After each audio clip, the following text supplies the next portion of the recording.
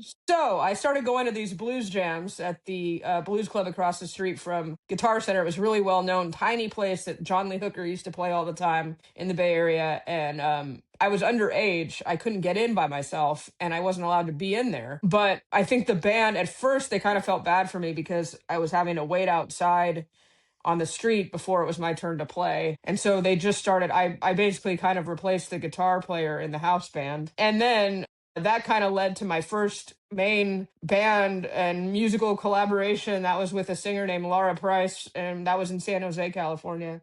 And we went on, we played for 8 years together. We recorded a few albums, and we still play together now and then every once in a while. And I've recorded with her since that time, but that's how that all started. And the Candye Kane. Yeah. Talk about that. How did you get the call for that? So that came about because I had done an interview with Sue Foley for a book that she was putting out, or is putting out. It's coming out soon, I think, called Guitar Woman. And she was on Roof Records at the time, and they were doing like the Blues Caravan tour together. Roof Records was going to put out a compilation album called Blues Guitar Woman, and so she ended up asking to put one of my tracks on the album. And then that kind of led to this. The next time Candye was on the Blues Caravan, she needed a guitar player, and Sue recommended me based on all of that. And so that's how that came about. It was kind of through Sue and Roof Records. And then it kind of just went on for there again for like another 8 years until she passed away. I got to do. How did you feel when you got the call for that? Well, I was really excited. I was nervous because I knew it was going to mean I had less time for the project I'd been with for 8 years. But I was really excited to get to do something new, to get to go to Europe and play for the first time, to get to meet all these new people and be in all these new opportunities. And I knew I was going to become a better guitar player. I was going to play more and with different people. And I was really excited. It was what I wanted to do. I wanted to be more touring full time. And then that led to like a really prolific writing collaboration. We wrote the songs for three albums, and I produced the records, and it just turned into this great thing. So, yeah. And how many Roof Record caravans have you been on? I've been on. So the first one I did was the initial one I did with Candye, and then I did some sub gigs for the US leg 1 year, and then I did the beginning of the next year, and then I've kind of been in and out over maybe 3 or 4 of them, and then this year is my first one as one of the primary artists. And how did the tour go this year? It went great. We've got another leg coming up in the fall, which I'm already looking forward to. It was great. I think all the other artists, Elise Frank and Matthew Curry, and then it worked really well together. We're all very different, but in a way that made the show interesting. We didn't fight each other on, musically or anything like that. And so it was great. And the band that's Roof always gets for the caravans is always great. And it happened to be the band that played on my album, so I was extra happy because they knew all my songs. 2 songs from the new album? Yeah, I played, I think, all but one song on the new album, and that wasn't for any reason other than that I just didn't have time to do it in my set. So, it all went really great. I tried to, when I recorded the album, make sure there was nothing that had too many parts or too many things going on that it couldn't be replicated live. So... yeah. Well, that brings us nicely to the new album anyway. Talk about the production. Okay. So, it was recorded over two different periods where I was on the back end of in the middle of days off of other tours that I was doing in Europe. And I was really, I talk about being nervous about something. I really felt like I didn't know what I was going to do or was doing. And I had just lists of songs that I thought would work for what I was going to do. I really wanted to focus on, I knew it was going to be instrumental, and I didn't know how that was going to go over. So I wanted the covers that I picked to be songs that had strong melodies and strong hooks that everybody might know or recognize or at least be able to grasp.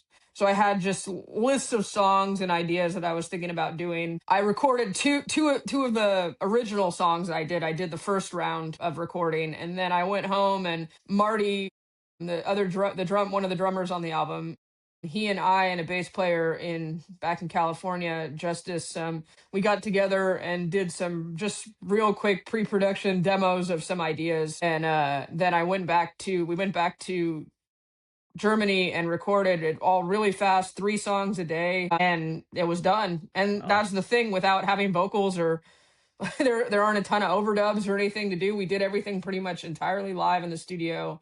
I had one percussion overdub flown in from San Diego on the one of the Latin songs, and that was it. right. It must have felt quite strange to bring out an album without lyrics, without singing. I mean, you've been used to bands and lead singers. I mean, Right. No, how totally. did And you that was feel? partly what I tried to address in the title and in the liner notes of the record also. Mhm. I've always seen myself as the kind of the foil to the front person and the lead singer, and everything I did was in support of that. And so that's why I wanted this album to really focus on songs that had hooks and were just still songs, even though they maybe didn't have spoken lyrics or, were they still had strong melodies, and my place in the music still was more or less the same, even though it was out in front with the melody and things. I was still able to kind of accomplish what I know I can is my strongest point on the guitar. But I was very And nervous how about it. would I'm sorry. I'm not a big no fan of carry on? instrumental music. I'm a big fan of a lot of instrumental, especially guitar music. I like jazz. I like especially early jazz and early blue note stuff, but I'm not like a big instrumental music fan. I was like, really, everybody said, "Oh, just put an instrumental album out." And it was like, well, I don't know. I got to find my place in that, and be able to showcase what I think is my strongest attributes as a guitar player, which isn't necessarily that. And also, so then the other option was to do a record with a bunch of different singers. And again, it was like that would have been fun, but I think for my first album, this was the best way to do it. And how would you describe your style of music? Um, well, I've got a lot of influences that are all pretty heavily roots oriented. I love like I kind of go gravitate towards maybe a cleaner sound. I like things like twang, but I also like to rock. I'm a big fan of, like I mentioned in the album, early like especially the California roots scene, bands like the Blasters, which I covered on the album, and that kind of rock but still have that really heavy roots with country and blues as a real foundation to it. I'm also really, influenced by, like I said, early jazz, and there's a lot of Latin stuff on the album that also is kind of part of my musical upbringing. So I don't know how I would describe it in less words. And the way the album set out, the different tracks, how did you track it and mix it? We track it well, Mm. we tracked it all in one room. All four of us were in one room. The keys were going, direct into the and the bass. And so that actually made for some tiny complications with post production and mixing, and where my guitar or the cymbals were bleeding into each other a little bit. But I don't think it takes too much away. It just sounds live, and it sounds exactly, again, like I want. My favorite recordings are those that are recorded that way. I don't like a lot of overproduction, and unless that's really what you're going for. So yeah, that was. And then as far as how it was mixed mainly by well, it was mixed by Michael Murauer, who's the engineer in the studio that we recorded at in Germany. And he mainly just sent me. By that point, I'd left, and he sent me mixes over the phone, and I listened to him and maybe gave him a few pointers here and there about what I wanted, how I wanted to hear things. And other than that, that was kind of left to him. And the choices of songs, I mean, Born in the Bayou, Yeah. talk about Uh, that one. So that was one I wanted. I knew that was something that everyone was going to recognize, and I love that song. I love Creedence Clearwater.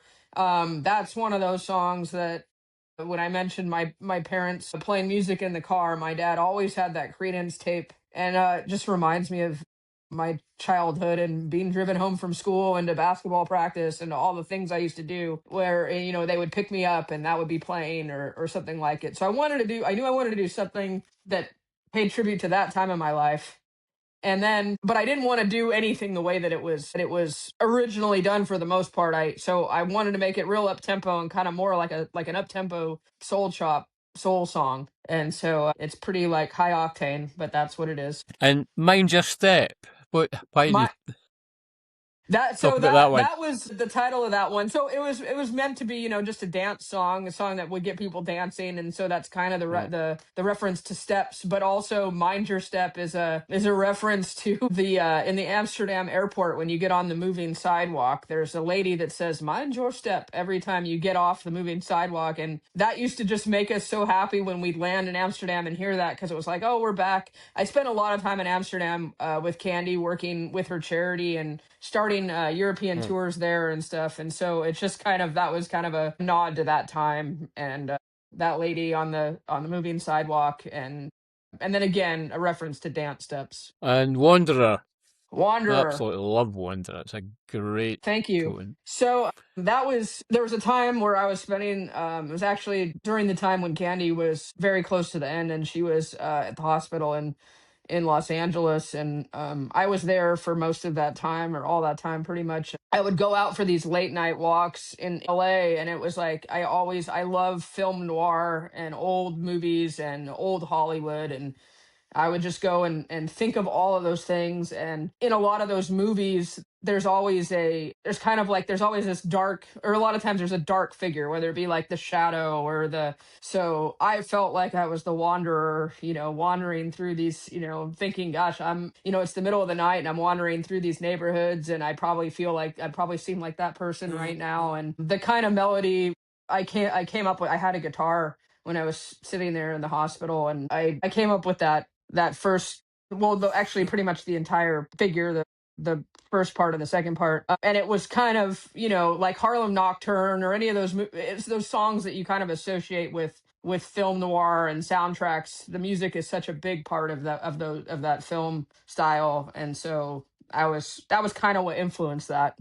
And El Cascabel. El Cascabel. Yeah, so that one, that's kind of a mariachi standard. It's been done, it's a traditional Mexican song. It's been done a lot of different ways. Usually it features the traditional Mexican stringed instruments that you associate with old with mariachi and with the various styles of southern Mexico. And so I wanted to do something totally different with it, obviously. So I kind of took that lead figure at the top as a big heavy horn line, and there's all these violins and things in one of the versions that's most well known, and I turned that into that big heavy guitar line, and I just kind of was thinking again, how would a blues guitar player take this song and what would they do with it? It's definitely influenced by by bands like Los Lobos, who've been huge influences on me, kind of trying to cross over the traditional Mexican music with something more modern and something more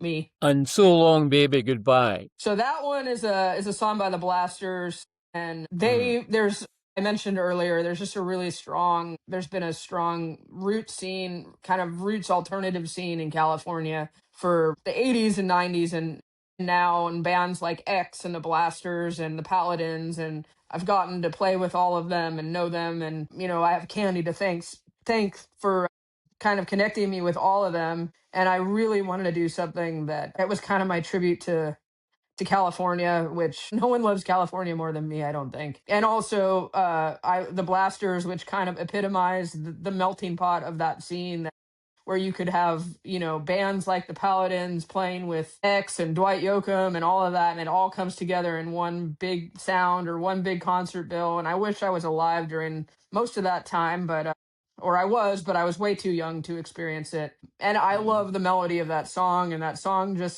it's infectious. It makes everybody, just happy. And so that was partly when we recorded it in the studio, we couldn't stop. It just made us, we wanted to hear it every morning before we started anything else. So that's kind of why I made it the single. And Chinese Checkers. So that was the one song that was not originally intended as a I tried to, like I said, pick songs that initially had lyrics and had words. Chinese Checkers was always an instrumental, as you know, it was Booker Yeah. T and the MGs. Yeah. But instrumental soul music and blues music would not, I don't think, exist in the way that it did ever without Booker T. And so I had to pay tribute to him somehow on this album, because I don't think, like I said, it would exist without him. And I just thought, well, that was a cool one to turn around, and instead of recording it the way that it was, I flipped it around and turned the piano part into a guitar part and kind of played it more like a swampy kind of vibe. And yeah. What did you think of that song when you first heard it back? Chinese Checkers? Yeah.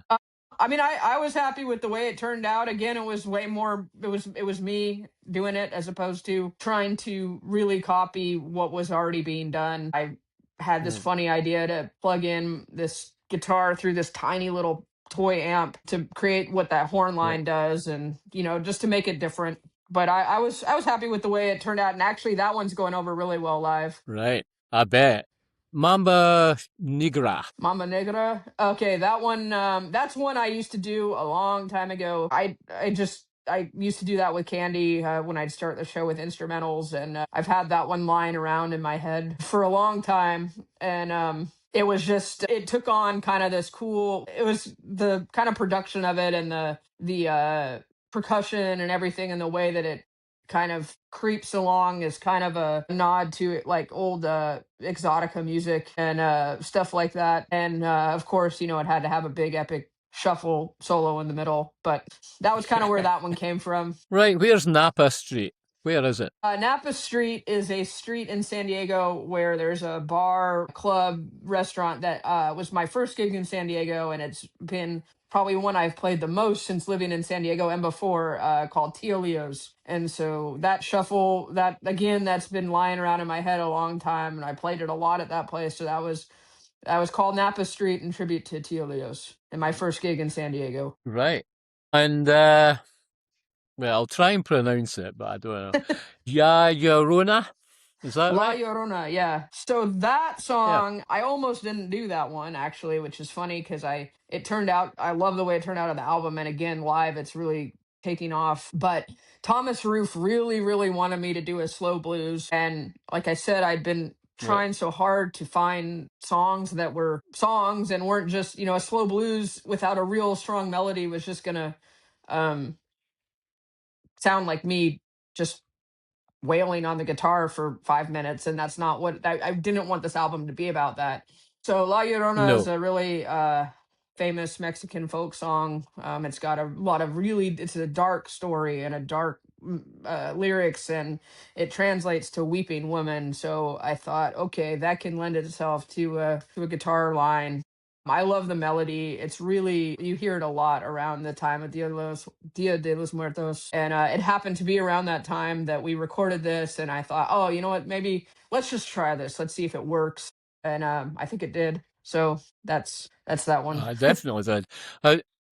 I heard a version of Joan Baez. Oh, yeah, that's right. She did do Joan it. Baez. Yeah, she probably popularized that. Yeah, she sung that. A great song. Brilliant album. Really good. It's come out thank you really so much. well. Thank you. You should be very, very proud of it. How do you feel now that it's coming into the world? I'm equally nervous all over again. Once it was finally done and I heard it back and I got it, I was so happy that I did it. So I hope everybody likes it. I hope everybody takes from it. The fun thing that's happened since it's come out and since people I know have heard it, and what I've heard back is everybody has a different favorite song on it. So that's kind of that makes me feel good. I know that there's something out there for everybody. Well, certainly mine is the Wanderer. Really. Oh, thank you. It's a really good track. That's nice to hear. Yeah. Really, really like that. And you're never off the road by the looks of things. You never sit down. I don't. I mean, even this album we recorded in between dates and things. But yeah, no, I know, and I like it that way. I like to be busy. I like to constantly be working. Even when I'm at home, sometimes I have 3 gigs in a day. Right. Is that just the way you go? I mean, you love the road. Yeah, I love to travel. I don't stay in one place too easily anymore. The pandemic was a lot of readjusting to be okay with that, and then it didn't take much readjusting for me to get back at it again. So that was good. Well, it's all about the connection with the crowd, eh? Yeah, yeah. I mean, that's a big part of it, and just getting to see new places and meet new people, and just getting to play every night in a new environment is exciting to me. Even if it's not comfortable, even if I don't, the sound isn't good or whatever's going on, it's always a good. I don't really ever end the night in a bad place. And festivals are small places. Have you got any favourites? Have you got any places that you say, "Oh, this is really"? I love the sweaty V bars where everybody's right up against the stage, and I love big festivals. I love all of it. I feel really fortunate that I don't really ever get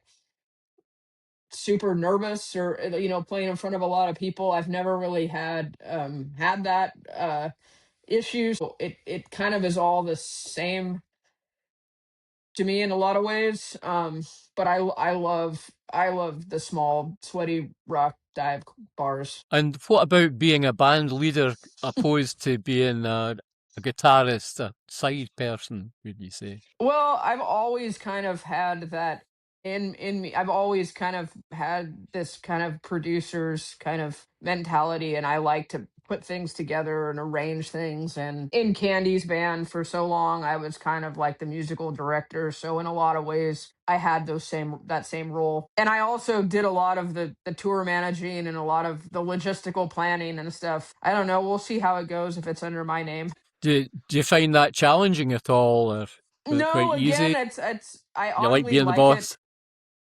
Well, I don't necessarily like being the, I just mean as far as the tedious logistical planning and all that stuff, I don't really mind that. The booking and the flights and all that Mm. stuff. That's all stuff I'm good at and I can do. As far as being the boss, I don't know. I've never really even thought of that. Gosh. What does blues mean to you as an artist? Well, I think it's, the foundation, as probably as cliche as this is to sound, the foundation of basically everything that we listen to in America, whether it be jazz, whether it be rock and roll, it all started there. If you're talking musically, it's as simple as it gets, but that does not mean it's easy to play. And you got to say a lot with very little. And I think the best performers and the best artists are the ones who can do that. And I think it's really, you have the opportunity to insert your own self and personality into it because for those reasons. And so it's kind of, there's not much to hide behind in it, and I like that. You kind of have to be real and authentic or it's not going to work. If I had to give advice, I would say always just stick to who you are. Don't try too hard to be anything else. Don't try too hard to make people happy, to do what you think people want, because in the end, not only is that not going to make you happy, but even if it might seem like it takes longer to get to where you think you want to go or you need to go, it's well worth it in the end to stay true to that. What about success for you as an artist? What does that mean to you? Well, for me, it's always just been about, can I keep working every year? I get to keep doing this as a success. It's a fickle, funny, unstable career and business, but like, so every year that I get to continue to make money and make a living doing this and not really have to think about too much more is success. I just want to be able to continue doing what I do, which is I don't want to give up. I've never wanted to give up playing. I'm a side person first and foremost. I really believe that, and I want to continue that Yeah. and play with, back up all of the amazing artists that I've been able to all these years, and maybe continue to cultivate something that's my own on the side now, and however that is able to weave into, and I'm able to continue with both. That would be success. I'd love to see both continue to prosper. I hope people like the album. That'll be a success. If I can continue to put things out that people want to listen to and want to hear, and that's And what's your most fondest memory of working with Candye Kane? oh man. If I had to go back to, like, I think if I go back and think about what was, I think the first album that we did together, Superhero, just writing the songs and kind of coming into our own was like this writing team and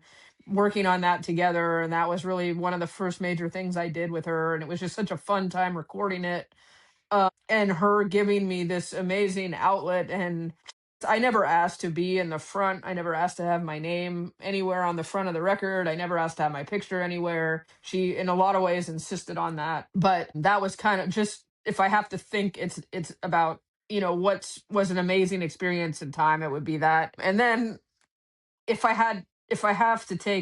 there's something to take from her, I definitely would not be able to be doing what I'm doing had it not fronting a band without. I learned to step out in front. She forced me to. She would literally physically push me sometimes to the front of the stage, and I have her to, really thank for being able to be comfortable being out in front and not hiding. I still might hide behind my hat a little bit, but you know, I can be out in front and be look people in the eye now while I'm playing, and I have her to thank for that. Great. And guitar wise, what's your favourite at the moment? Still Oh just well, Stratocaster or yes, it's not even of the moment. It's been 26 years of playing that red Stratocaster. It's one of the early relics that the custom shop made, but it's been thoroughly relicked by me now. And it's the only guitar. It's played every gig with me. It's the only thing I can play without ever thinking. I can really make it sound appropriate practically in any other situation where others sometimes feel like I'm out of control with them. And I'm trying to now desperately find a way to either replicate it or find something that I'm okay with playing when it's not suitable to be used. It desperately needs new frets. It needs like a lot of work, but I can't part with it. I'm too busy and I can't really see myself not taking it out. So that's kind of where I am with it. But yeah, that red Stratocaster is everything. And as you see on I don't know if you have the album cover, but it has a prominent place all over it. and what about the future? What else have you got planned? What projects have you got? This year I've got a lot of gonna be coming back to Europe a lot with Nikki Hill, which is super Right. fun. Two guitars and kind of like a Rolling Stones, AC/DC rock and roll vibe. I have a lot of fun with that. And then some dates with Vanessa Collier also, which again, it's another like really fun collaboration with the two of us on stage. I think that's that's another really rare thing to find what I have with her. And then more Blues Caravan dates at the end of the year. Also, as I mentioned, I know we're going to Denmark, Norway, Sweden, Germany, France, I think. Not the UK though. Got to come back to the UK. I Brilliant. haven't been to the UK since Yeah, 20 I know 2008. Actually, I did. We played one you'll have festival to in come over. Scotland 2 years ago. Yeah, you played. Yeah, you were at the Jazz and Blues Festival in Edinburgh. Yep. That was a great one. Good. And Sorry, finally, what coughing. have you got to say to the Blues Matters public? Well, thank you for giving me a minute or reading through or listening to this interview and to keeping Blues Matters alive. It's a really great publication that you guys are super lucky to have. I think it's like an endangered species to have a magazine devoted entirely to blues. I've read Blues Matters growing up practically. I think, well, I don't know when it started, but I know when I started was probably in the late 90s. Thank you for keeping it alive and for giving us a place to be seen and heard.